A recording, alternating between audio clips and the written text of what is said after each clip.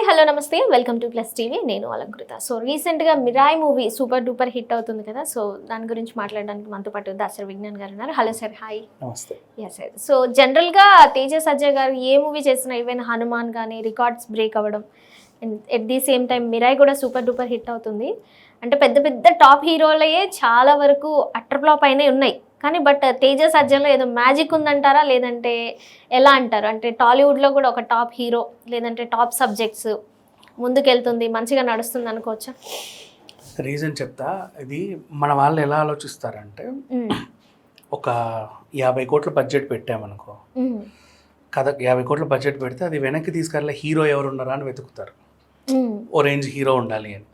ఆ రేంజ్ హీరోని పెట్టుకున్న తర్వాత 100 కోట్ల బడ్జెట్కి వచ్చింది అనుకో, విఎఫ్ఎక్స్ ఇక్కడ వద్దు, అంత ఖర్చు పెట్టినప్పుడు ఇక్కడ ఈ లోకల్ విఎఫ్ఎక్స్లో పోతే లండన్ పోదామా, కనీసం ముంబై అన్న పోదామా అనుకుంటారు. అక్కడ కూడా అంతే, ఇక్కడైనా పనిచేసేవాడు, అక్కడ కూడా వాడు పనిచేసేవాడే. క్రియేటివిటీ ఎక్కడ ఉందనేది వెతుక్కోవాలి. మన దగ్గర కూడా చాలా మంది ఉన్నారు. ఏమన్నా అంటే అమీర్పేట్ గ్రాఫిక్స్ అని ఎగతాళి చేస్తారు. కానీ అదే అమీర్పేట్లో టాప్ స్టూడెంట్ ఉంటాడు, వీక్ స్టూడెంట్ ఉంటాడు. ప్రతి స్కూల్లో అంతే కదా. ఇప్పుడు అమీర్పేట్ గ్రాఫిక్స్లో 40 మంది నేర్చుకున్నారు. 40 మందిలో టాప్ ఎవడు వస్తాడు, వాడు బాగానే చేస్తాడుగా. వాడికి కూడా క్రియేటివిటీ ఉంటుందిగా. నువ్వు అవకాశం ఇచ్చి చూడు. అండ్ అమీర్పేట్ గ్రాఫిక్స్ అనే వాళ్ళు కూడా చెప్తా, అది డిపెండ్స్ ఆన్ డైరెక్టర్ ఉంటుంది. అది చేసేవాడి తప్పు కాదు. అది డైరెక్టర్ ఎట్లయితే వాడు అలా ఇస్తాడు. వాడి సొంతం కాదు కదా సినిమా.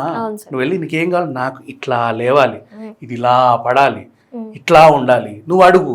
సార్ ఇట్లా ఓకేనా, లేదు ఇంకొంచెం ఇది తెలిసిపోతుంది ఏదో నాసిరకం, కానీ కొంచెం క్వాలిటీ సరే ఇంకా క్వాలిటీ రావాలంటే కొంచెం డబ్బులు పెడితే పలానా సాఫ్ట్వేర్ ఉంది, దాంట్లో ఇంకా చేయొచ్చు. వాడు ఏదో చెప్తాడు, అది నేర్చుకుంటూ నెక్స్ట్ అట్లా వెళ్ళిపోవాలి. ఇవన్నీ ప్రయోగాలు ఇక్కడ ఎందుకు, మా అవసరం? మనం 100 కోట్లు పెడుతున్నాం, వద్దు పద ముంబైకి వెళ్ళిపోతాం, లండన్కి వెళ్ళిపోతాం. వాళ్ళు ఈ సినిమాలన్నీ వీళ్ళే చేశారు, సో మనం కంటెంట్ ఇచ్చేలా వాళ్ళు చేసి పెట్టేస్తారు. సో అట్లా ఆలోచించి వెళ్ళే వాళ్ళు ఉన్నారు. లేదు, మన వాళ్ళకు కూడా అవకాశం ఇస్తే అంటే ఏమవుతుందంటే, నీకు ఆ 100 కోట్లు అక్కడికి వెళ్ళిన తర్వాత 150 కోట్లు అవుతాయి కదా. ఇక్కడ నీకు 100 ఇంకా తగ్గుతాయి. నువ్వు అనుకున్న దానికంటే తక్కువ బడ్జెట్లో వాడు మంచిగా చేస్తాడు. ఇప్పుడు 10 ఏళ్ళ ఎక్స్పీరియన్స్ ఉన్నోడు నువ్వు వాడిని పెట్టుకోవాలనుకుంటావు. ఎవడో ఒకటి అవకాశం ఇస్తేనే కదా వీళ్ళకి కూడా ఎక్స్పీరియన్స్ వస్తుంది. ఇప్పుడు హనుమాన్ అండ్ మిరాయిలో కామన్గా నీకు మ్యూజిక్ డైరెక్టర్ ఎంత మంచి మ్యూజిక్ ఇచ్చాడు మా. మరి నువ్వు 100 కోట్ల సినిమా అంటే మ్యూజిక్ డైరెక్టర్ హాలీవుడ్లో పెట్టుకుందామా, ఏఆర్ రెహమాన్, ఇంకా ఇటు వెళ్దామా, టాప్లో ఎవరున్నారో వాళ్ళకి ఇద్దాం అనుకుంటాం. ఎందుకంటే 100 కోట్లు మైండ్ అంతా దీని మీద ఉందే తప్పితే ఎఫిషియెంట్ లేబర్, స్కిల్డ్ లేబర్ని పెట్టుకుంటే నువ్వు ఇంకెక్కడికో వెళ్తావు. అది హనుమాన్ ద్వారా ఆల్రెడీ ఒకసారి ప్రూవెన్. అసలు అంత బడ్జెట్ పెట్టి తీసిన సినిమాల్లోనే ఏముండట్లా, నువ్వు ఇంత పెట్టి అంత ఎలా చూపించావని అడిగారు. స్కిల్డ్ లేబర్, పనొచ్చిన వాళ్ళని పెట్టుకున్నాను నేను అట్లా. అండ్ పని వచ్చిన వాళ్ళు ఇంకా సీనియర్లు పనులు చేయరు తెలుసా. వాడు ఒక అసిస్టెంట్ అన్ని ఆఫర్లు తీసుకుంటారు. ఆఫర్లు వాడు ఒప్పుకొని పేరు వాడితే కింద 10 మంది అసిస్టెంట్లో పెట్టుకుని చెప్పేస్తారు. సో వీళ్ళని పెట్టుకో. వీళ్ళు ఏం పెట్టుకుంటారు, ఆ పేరు అవసరంలా. ఎవరైతే పని చేస్తున్నారో వాళ్ళని ఏరుకొని నీట్గా వెళ్తే తక్కువ బడ్జెట్లో వండర్స్ చూడొచ్చు. అది మళ్ళీ నిరూపితమైంది. గ్రాఫిక్స్ కానీ, అండ్ నెక్స్ట్ నీ గ్రాఫిక్స్ బాగా సెట్ అయిపోయింది, నీట్గా ఉండింది. దేవుడి రూపం కనిపిస్తే చేతులెత్తి ఇట్లా దండం పెట్టేలాగా ఉండాలి. దయ్యం కనిపిస్తే అమ్మో అని భయం వేయాలి. అప్పుడు ఆ గ్రాఫిక్ పండినట్టు. దయ్యం భయపెడతా ఉంటే ఇట్లా చూస్తూ ఉంటాం, దేవుళ్ళు కదులుతూ ఉంటారు, ఏదో ఇట్లా చూస్తూ ఉంటాం మనం. ఆ ఫీల్ రాదు మనకి, ఏదో తిరుగుతూ ఉంటారు అంతే. అట్లా వాళ్ళ ఎమోషనల్గా చాలా కింద పడి మీద పడి లేస్తారు. ఆ ఎమోషన్ మనకు రాదు. అక్క తమ్ముడు మాట్లాడుకుంటుంటే మనకి కన్నీళ్ళు రావాలి అంటే వాళ్ళు అట్లా నటించాలి కదా. ఏముండదు, వాళ్ళే ఏడుస్తారు, వాళ్ళే నవ్వుతూ ఉంటారు, వాళ్ళే జోకులు వేసుకుని వాళ్ళే నవ్వుతూ ఉంటారు. మనకి ఏం ఉండదు, ఏదో కూర్చున్నామా, చూసామా, వచ్చామా, ఆ ఫీలింగ్ అంతా. నువ్వు మళ్ళీ కింద చూస్తేనే 100 కోట్ల బడ్జెట్ ఉంటుంది, ఏమీ ఉండదు, ఎక్కడ పెట్టారో కూడా తెలియదు. సో మన స్కిల్డ్ ఎఫిషియెంట్ లేబర్ని పెట్టుకున్న ఏ సినిమా అయినా సరే ఖచ్చితంగా సక్సెస్ అవుతుంది. నువ్వు మనసు పెట్టి తీస్తున్నావు కాబట్టి. ఎవడెవడికో ఇవ్వట్లా, నువ్వు ఎవడెవడికో ఇచ్చినా వాడు పనులను పెట్టే చేయించుకొని వాడు పేరేసుకుంటాడే కానీ వాడు పని చేయడు ఎవడు. దానివల్ల నీకు ఇంకా నష్టం ఏంటో తెలుసా, కొన్నిసార్లు ఫుటేజ్లు పోతాయి. ఇప్పుడు నేను ఒప్పుకున్నా ఎడిటర్ దాసరి విజ్ఞాన్, ఓకేనా, నేనేం చేస్తాను, నా పేరు ఎడిటర్ వేసేసుకుంటా, కింద 30 మందిని పెట్టి నీ దగ్గర 10 లక్షలు తీసుకొని ₹1,00,000 వాళ్ళకి పనిచేసి చేయించేస్తూ ఉంటా. ఈరోజు వీడు ఉంటాడు, రేపు ఇంకోడు ఉంటాడు, ఎల్లుండి ఇంకోడు వస్తాడు. ఎప్పుడు ఎవడొస్తున్నాడో కూడా నాకు తెలియదు. కొంతమంది ఫుటేజ్ కూడా పట్టుకొని వెళ్ళిపోతారు, అవి లీక్లు అవుతూ ఉంటాయి. అవును సార్. అప్పుడు ఏం అనలేము వాళ్ళని. అవి మళ్ళీ చూస్తే భారీ బడ్జెట్, ఇప్పుడు బాహుబలి అంతెందుకు, అంత మగధీర టైంలో కూడా చాలా లీక్స్ అయ్యాయి.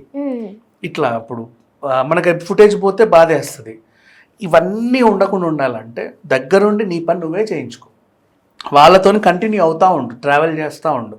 రోజుకు ఒక అవుట్పుట్ వస్తుంది. ఈరోజు సార్ ఇది నేను అనుకున్నాను, ఇది చూడండి ఎలా ఉందో, ఇది బాగానే ఉంది కానీ ఇట్లా కాదు, ఈ సిచ్యువేషన్ అట్లుంటే బాగుండు, ఇలా ఉంటే బాగుండు.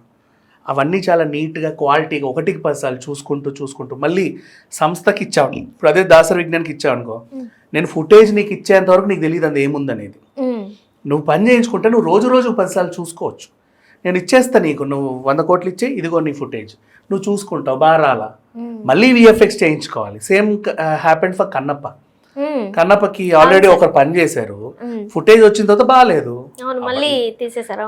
వాడి పేమెంట్ అయితే వాడికి వెళ్ళిందిగా, నువ్వు మళ్ళీ డబ్బులు ఖర్చు పెట్టి మళ్ళీ చేయించాలి. ఓ మ్యూజిక్ డైరెక్టర్కి ఇచ్చావు 6 పాటలు, ఆయన ఏదో డబ్బా కొట్టి నీకు ఇచ్చేసాడు, నీకు నచ్చలా, ఆయన పేమెంట్ అయితే వెళ్ళింది, నువ్వు నచ్చేలా అంటే మళ్ళీ ఇది చేయించుకోవాలి. సో బడ్జెట్ పెరుగుద్ది, టైం పెరుగుద్ది, నిర్మాత లాస్ అవుతాడు, అనుకున్న టైంకి సినిమాలు రిలీజ్ అవ్వవు, ఇంత పెయిన్ ఉంటుంది. ఎప్పుడు నువ్వు అమ్మో 100 కోట్లు అని పైకి చూసినప్పుడు, నువ్వు 100 కోట్లు పెట్టు, 50 కోట్లు పెట్టు, ఇక్కడిక్కడే మన వాళ్ళు ఉన్నారని ఎంకరేజ్ చేసుకుంటూ ముందుకు వెళ్తే బోల్డ్ అన్ని సక్సెస్ఫుల్ చూస్తాం. అది నిరూపించింది మిరాయి సినిమా. అట్లా ఇంకొకటి, అన్ని అంటే ఏది టచ్ చేసినా సజ్జయ్ గారిది సూపర్ డూపర్ హిట్ అవుతుంది. దీని వెనకాల సీక్రెట్ ఏమై ఉంటుంది? ఏం లేదు, మా స్క్రిప్ట్ ఎంచుకునే విధానం, ఆ పిల్లోడికి మ్యాచ్ ఇంత బరువైన స్క్రిప్ట్, ఆ పిల్లోడు మోసం, ఇంకా ఫేస్ లో ఆ కిడ్ చామ్ పోలేదు. నాకైతే అనిపించింది ఇంకా ఇలాగే ఉన్నాడేట. అదేది సమంత సినిమాలో ఓ బేబీలో తమ్ముడు క్యారెక్టర్ చేశాడు, అట్లాగే ఉన్నాడు ఇప్పటికీ. తర్వాత కానీ ఇంత బరువైన సినిమాలని డీల్ చేస్తున్నాడు. Is very good, talented, and ముందుకు అలా వెళ్తున్నాడు. అండ్ నిర్మాతల హీరో. సినిమా చేసాము, తగిన పారితోషం తీసుకున్నామా కాకుండా రిలీజ్ కి ముందు ఒక్కడే నెత్తి మీద వేసుకుని అన్ని షోలు తిరిగి ప్రమోట్ చేసుకున్నాడు. రిలీజ్ తర్వాత కూడా ఇప్పటికే తిరుగుతున్నాడు అన్ని షోలు. నిన్న బిగ్ బాస్ కూడా వచ్చాడు, అన్ని షోలు తిరుగుతా ప్రమోట్ చేసుకుంటాడు. ఆల్రెడీ సినిమా సక్సెస్ అయింది, అయినా సరే స్టిల్ హీఈస్ ప్రమోటింగ్. ఏదో రకంగా ఏదో ఒక హెల్ప్ అవుతుంది. ఆ మూలకున్న ఖాళీగా ఉన్న కుర్చీ కూడా నిండుద్ది కదా అట్లా. సో బాగుంది, ఇట్లాంటి వాళ్ళని పెట్టుకుంటే ఫ్యూచర్లో మంచి మంచి సినిమాలు వస్తాయి. అండ్ ఇప్పుడు ఆల్రెడీ 2 సీక్వెల్స్ ఉన్నాయి. జాంబిరెడ్డికి సంబంధించిన సీక్వెల్ ఉంది, హనుమాన్కి సంబంధించిన సీక్వెల్ ఉంది, ఈ మిరాయికి సంబంధించిన సీక్వెల్ ఉంది. ఆల్రెడీ సక్సెస్, ఒక సినిమా సక్సెస్ అయిందంటే ఆ సీక్వెల్స్ మీద కూడా అదే ఇంపాక్ట్ ఉంటుంది. So he will shine. Okay sir, thank you.